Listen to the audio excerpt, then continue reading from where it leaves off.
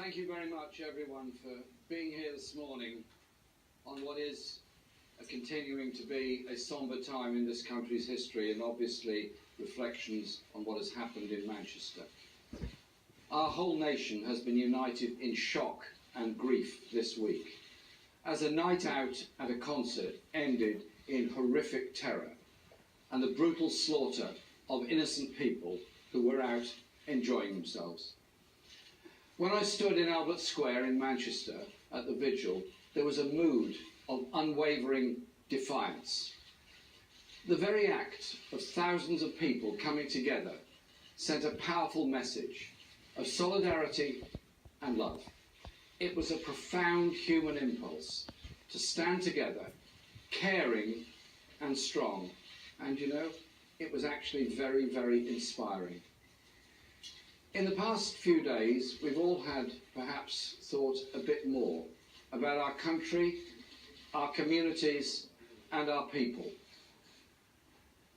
The people we have lost to atrocious violence or who've suffered grievous injury, so many of them heartbreakingly young people. Those young lives will never come back. The people who we ask to protect us and care for us in emergency services, who yet again did our country proud. The police, firefighters, paramedics, nurses and doctors, people who never let us down and deserve all the support that we can give them. And the people who did their best to help on that dreadful Monday night. The homeless men who rushed forward to carnage to comfort the dying. The taxi drivers who took the stranded home free. The local people who offered comfort and even their homes to the teenagers who couldn't find their parents. Any of us who are parents can understand the unbelievable trauma of knowing your children are at a concert and you know a bomb has gone off and you don't know what's happened to them. They are the people of Manchester, but we know that attacks like the one at the Manchester Arena could have happened anywhere, and that the people in any city, town or village in Britain would have responded in exactly the same way. It is these people who are the strength and the heart of our society. They are the country we love and the country we seek to serve. That is the solidarity that defines our United Kingdom. That is the country I meet on the streets every day. The human warmth, the basic decency and kindness. It is our compassion that defines the Britain I love. And it is compassion that the bereaved families need most of all at this time. To them, I say, the whole country reaches out its arms to you and will be here for you, not just this week, but in the weeks and years to come, as the trauma will never wholly disappear. Terrorists and their atrocious acts of cruelty and depravity will never divide us and will never prevail.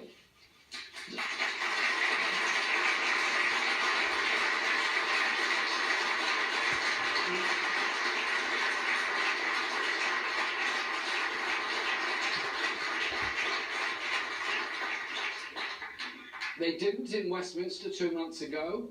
They didn't when Joe Cox was murdered a year ago. They didn't in London on 7/7. And the awe-inspiring response of the people of Manchester and their inspirational acts of heroism and kindness are a living demonstration that they will fail again.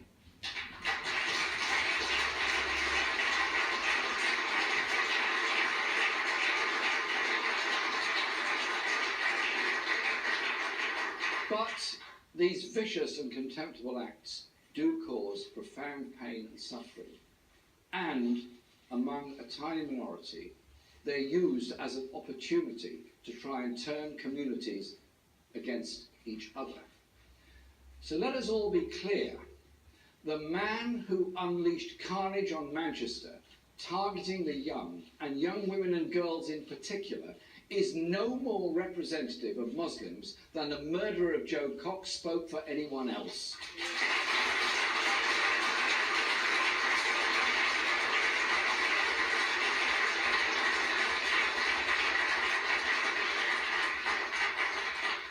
Young people, and especially young women, must and will be free to enjoy themselves in our free society.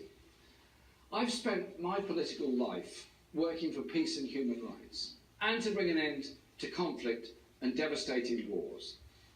That will almost always mean talking to people you profoundly disagree with. That's what conflict resolution is all about.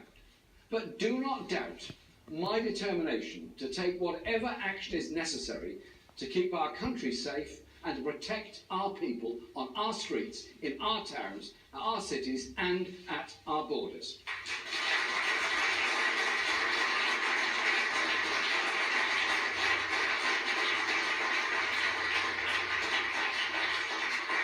There is no question about the seriousness of what we face. Over recent years, the threat of terrorism has continued to grow. You deserve to know what a Labour government will do to keep you and your family safe. Our approach will involve change at home and change abroad. At home, we will reverse the cuts to our emergency services and police.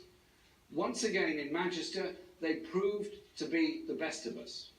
Austerity has to stop at the accident and emergency ward and at the police station door. We cannot be protected and cared for on the cheap.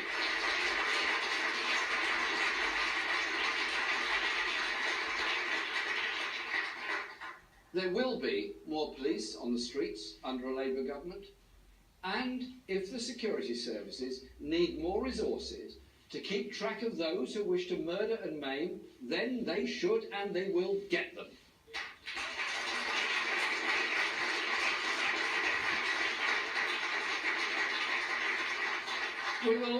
We will also change what we do abroad. Many experts, including professionals in our intelligence and security services, have pointed out the connections between wars that we've been involved in or supported and fought in other countries, such as Libya, and terrorism here at home. That assessment in no way reduces the guilt of those who attack our children.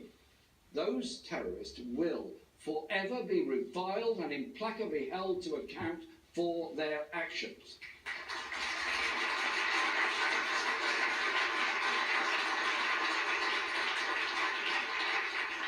An informed understanding of the causes of terrorism is an essential part of an effective response that will protect the security of our people, that fights rather than fuels terrorism. Protecting this country requires us to be both strong against terrorism and strong against the causes of terrorism. The blame is with the terrorists, but if we are to protect our people, we must be honest about what threatens our security. Those causes certainly cannot be reduced to foreign policy decisions alone. Over the last 15 years or so, a subculture of often suicidal violence has developed amongst a tiny minority of mainly young men, falsely drawing authority from Islamic beliefs, and often nurtured in a prison system in urgent need of resources and reform.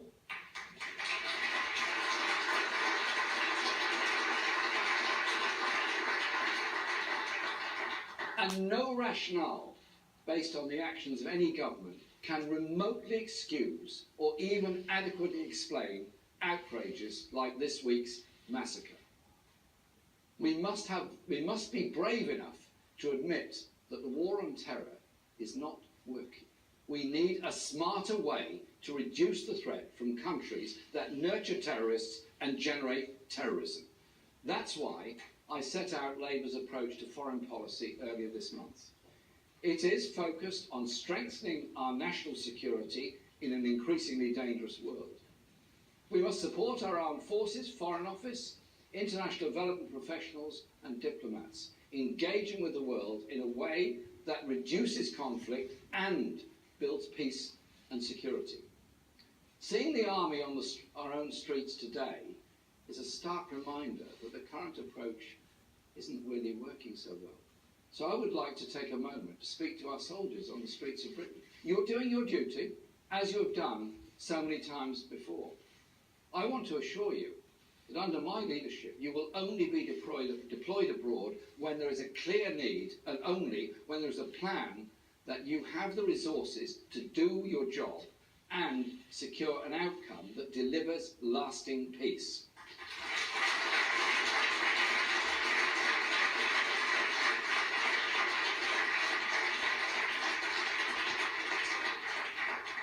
That is my commitment to our armed forces. That is my commitment to our country. I want the solidarity, humanity and compassion that we've seen on the streets of Manchester this week to be the values that guide our government. There can be no love of country if there is neglect or disregard for its people. No government can prevent every terrorist attack. If an individual is determined enough and callous enough, sometimes they will get through. But the responsibility of government is to minimise that chance, to ensure the police have the resources they need, that our foreign policy reduces rather than increases the threat to this country, and that at home we never surrender the freedoms we have won and that the terrorists are so determined to take away.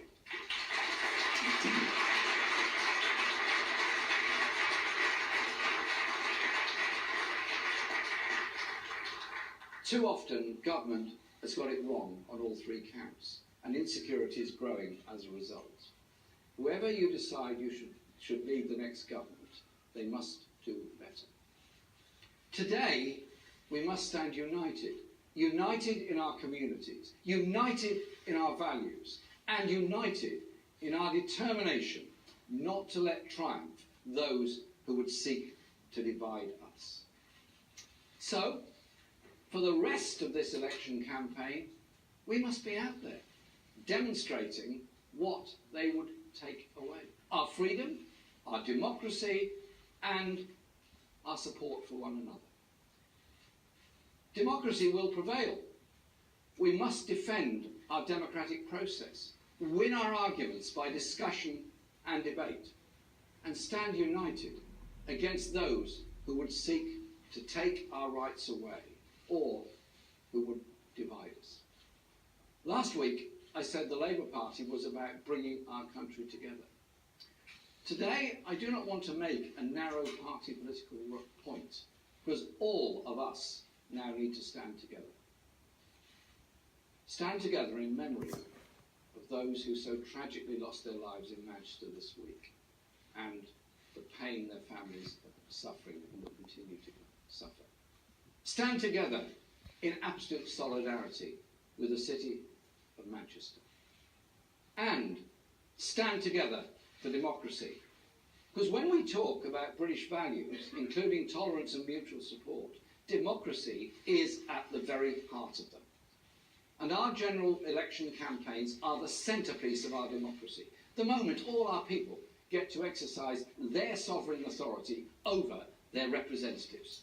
Rallies, debates, campaigning in the marketplaces, knocking on doors, listening to people on their streets, at their workplaces and in their homes. All the arts of peaceful persuasion and discussion are the stuff of our campaigns. They all remind us that our government is not chosen by an autocrat's whim or by religious decree, and never cowed by a terrorist bomb. Indeed, carrying on as normal is an act of defiance, democratic defiance of those who do reject our commitment to democratic freedoms.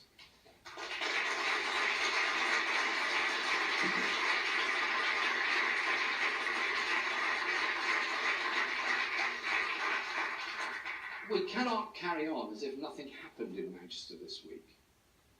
So let the quality of our debate over the next 2 weeks be worthy of the country we are proud to defend.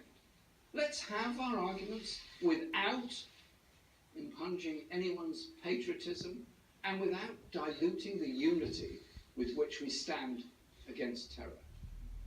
Together, we will be stronger. Together, we can build a Britain worthy of those who died and those who inspired us all in Manchester this week. Thank you very much.